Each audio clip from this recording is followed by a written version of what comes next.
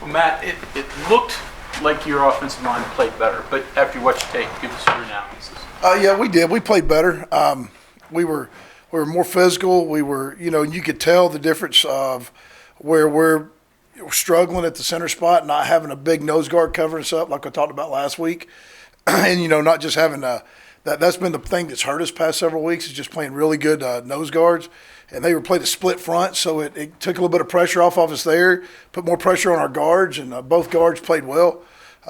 Mike and Gamitter both played well. Mike actually got the O lineman of the week, graded out higher than anybody else. So, I'm looking forward to him to continue growing in that spot and continuing to get better. He's worked his way back into a starting role, and it really helped that those guys played well and the tackles played well outside. So, we stayed on our blocks better, not where we want to be yet, but the run game was definitely helped out Daggy a little bit in the throw game. Matt, in your career, have you been a part of this much shuffling, this many different people mixing and matching, especially this late in the season? No, I hadn't. Usually this late in the season, usually you get kind of settled in, but with Chase's shoulder injury and having to sit out a week, and then just not finding a guy at center there that's really holding it down. But like I said, Chase played much better. But you just got to do what you got to do. You got to try to get the best five out there. You can't just keep putting the same thing out there and expecting a different result. So we had to change some things up, and obviously it showed. We played much better. So hopefully we just got to continue. With Bryson, is part of it being more nasty? I know you talk fundamentals and technique, but is there a nastiness edge that he needs to? Well, it's really just the overall. No, he's fine there. It's just the physical side. He's young. He's a redshirt freshman, and he's not. To play in this league, especially. You got to look at who he played over the past. The kid from Iowa State he's a redshirt senior. The kid from Baylor. I mean, you saw him the other night. He was the center, All-American center from Oklahoma. I mean, they were battling all night long. So you look at and the nose tackle from Oklahoma is going to be a draft guy. I mean, he played over a series of 5 weeks every week versus a older guy, a redshirt senior that was really strong, that was a really good player, and he just struggled from the standpoint of not being strong enough yet, and he knows that, and he battled, and that how hard he works and how bad he wants to play is not an issue. He's just not ready yet. I hate that we had to put him in that situation, but we had to. Do you think this unit would have fared a little better throughout the season had you actually run into an even front before?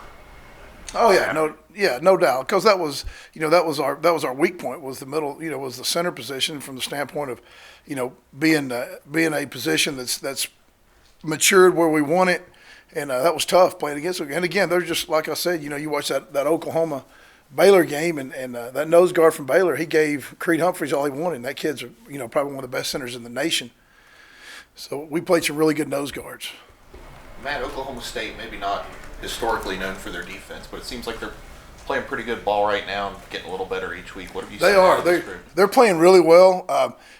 Versus the run, they're similar to Iowa State, what they do up front with 3 big guys in the middle and really just try to eat up all the gaps and then drop a lot of people in coverage. So we're back to, kind of where we're at Iowa State, Baylor, those weeks where we had the big 3 guys up front, and we got to figure out what we're going to do with them. But they run to the ball well. They run well. They got a lot of guys in coverage, do a lot of different things, a lot of different fronts. They're kind of young, so they're doing a lot of stuff to kind of cover up where they feel like they may have some insufficient, positions there. But they do a really good job of covering it up. That safety's been playing pretty well too. How much does that go into your? Yeah, he's a really good tackler, and it's, you look at him, you look at the safety from Baylor, number 3, and then the one from Iowa State that got hurt, number 12. All 3 of those guys they're downhill, physical, tackle, they don't miss tackles. So, that's a guy that you got to always account for, just like we had 2 in those teams. You got to always account for that guy. He's playing really good. How nice was it to see holes that, were popping for 10 plus. Oh, it was, the running backs ran hard. It was just one of those nights where we really did a much better job of straining and staying on blocks. It was really nice to see some, especially after the first series. The first series, it was just, it was awful. The first series, we messed up 2 of the 3 plays up front, gave up a big hit on the quarterback, and we had to, kind of come over to the sideline and regain our composure and then go back out. And the next drive was really nice. But it was good seeing some holes being made and some blocks sustained and running backs hitting the holes. And getting some good yardage in the run game. What did you think of how Jared performed first start? The thing about he's a tough kid. That second, the first third down of the game where we messed up protection, and he just got hammered back there. And he came on the sideline, was like, "Hey man, are you okay?" And he's like, "Yeah, coach, I'm fine." Like nothing ever happened. I mean, he's a tough kid. I think he's he's played behind some pretty tough deals at Bowling Green and got hit a lot. So it doesn't really faze him. And he's a tough kid. He hung in there and made some great plays. I mean, that scramble at the end was huge, keeping his eyes downfield and hitting the touchdown. But I thought he played well. I thought he had a quick release. Got to step up in the pocket a little bit more. But overall, he bailed us out of a couple times where their defensive ends were really good. I mean, those guys played really hard, and we struggled a little bit on the edge. But he did a good job of getting rid of the ball quick several times where we had some pressure. Matt, your thoughts of your tight ends this year and their ability, especially their blocking ability? Definitely gotten way better. O'Laughlin has gotten, and it's one of those things where he's been with me a lot this year, working board drills and working shoots, and just because he'd never really played that position from a blocking standpoint, he's always a stand-up receiver, and he has come many miles this season with how much better his technique is and how much better his hand placement and all those things. And he's just going to continue to get better. He's not where we want him to be yet. He's not there, but he shows signs of being able to do what we want him to do with him just being a freshman to really be a quality tight end in this league, blocking and catching. Matt, your pre-snap movement and adjustments seemed like it ramped up even a little bit more, like 4 guys, readjusting sides pre-snap this week. Do those things change each week according to what you're seeing defensively, or is it just more a matter of, hey, we want to give the defense some different looks, something they haven't seen on film yet? Yeah, it's just you try to, it's like I was talking last week, you don't want to change your fundamentals. You don't want to change the fundamental things, but you want to change the picture. You want to change the formation. You want to bring motion. We're trying to do things like that just to make those guys think so they can't hone in because, they're at this point of the season, you've put so much out there. They can sit there and look at, hey, this formation, these are the top 2 things they like to do, and have those guys really tuned in to what you're going to do and react fast. And all of a sudden, you do some shifts, you do some motions. It really just kind of slows down their thinking a little bit. And that's what you try to do is get them to think while they're out there. The more you're thinking, the slower you're moving, and that's what we try to do. Are some of those designed to hopefully provoke a reaction, a set to get to something, a defense that you think you can attack with the play that's called? You're always trying to get angles and try to make them think. And that's what we're trying to do is make them sit there and think a little bit and then get an angle on the run game. And I thought we did a good job last week of getting some angles and getting the ball outside. It didn't get points, but how much did you like that drive at the end of the first half? Just the way you guys were able to mix run and pass in your 2-minute drill. I thought the receivers did a really nice job. I thought the quarterback did a nice job of checking the ball down, and the receivers and running backs did a great job when they got it. They got as much as they could. They got out of bounds. I mean, that stuff. 2-minute drill. We work on it all the time. And I felt like they understood what we were trying to do.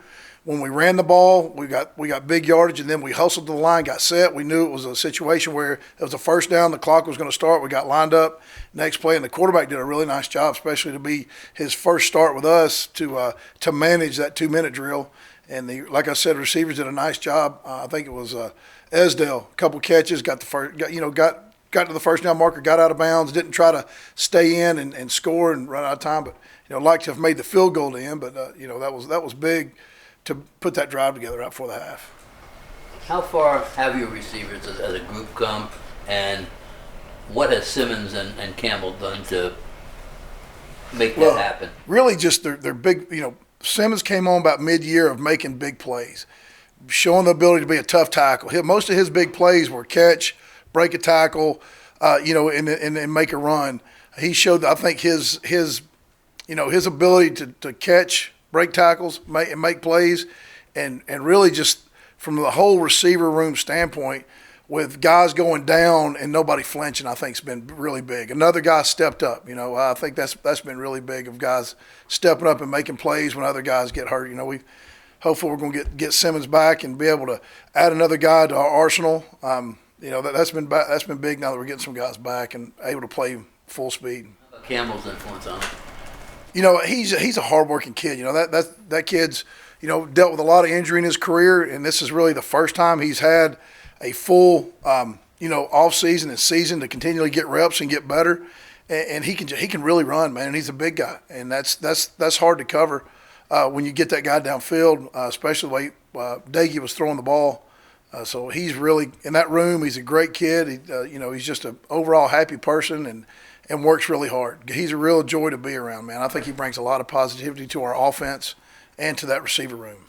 Receivers from a blocking standpoint, do you feel that's improved? Oh yeah, no doubt. Our whole receiver room has gotten so much better. With the transfers over the summer, and then those guys just each week. Coach Dye's done a really good job of just being patient with them and continuing to teach them because as y'all know, not many of those guys have played any snaps, so they've continued to get better as the season's gone on. And we've got to up our catch percentage, and that's going to continue to get better as they get reps. And it's a lot of stuff to there's a lot of stuff at that receiver position to take in as far because you're talking about changing formations, changing motions. Those guys got to know where to line up all the time, and what kind of leverage they have on the DB, and be able to run their routes at the correct depth. And there's a lot of stuff more than just catching the ball, but we've got to I think that room's definitely continuing to get better. It's like Coach Brown says, that's our goal every week is just get better. Don't look too far forward. And just get better, win the meetings, win practice, and just continue to go 1-0. Has Dale come farther than anybody in that room? That'd be tough. They've all come a long way. I mean, as Dale has shown, you're probably right. He's come a long way as far as what we thought we had coming out of spring to what he's doing now. He's been solid. He's getting better at blocking. He's getting better at catching the ball and getting what he can get and getting he caught that screen the other day, broke a tackle, got 11 or 13 yards on it, and that was big. Just being consistent. That's really where he's going to be the best. Is just continue to be consistent, being a good blocker. Matt, did you ever have to play through a shoulder injury like Chase is because he's 2 weeks removed from not playing, and then he gets back at center, doesn't have bad snaps, tends to hold up pretty well. Yeah, right. And I know some guys could opt for surgery at that point. Yeah. But to stick it out and postpone all that. It says a lot about him and how much he cares for this team, and just who he is. Where he knows what he's got and he knows what the deal is with it, and he continues to rehab and continues to just keep practicing. And we try to where I can on the field, I try to not put him in situations where he can hurt it more. As far as practice every day. But yeah, I think it just says a lot about what kind of person he is and how much he cares about his teammates and don't want to let people down. Hey, Matt, with regard to some of the pre-snap stuff, Winston Wright seems like he's always on the move and is taking eyeballs with him, but Yep. I imagine he's more than a decoy. That kid can really, really run. And, defensive coordinators see that. And they make sure when you got a kid like that coming across the field with a chance to get the ball in their hand, I mean, that's going to take some eyes with them.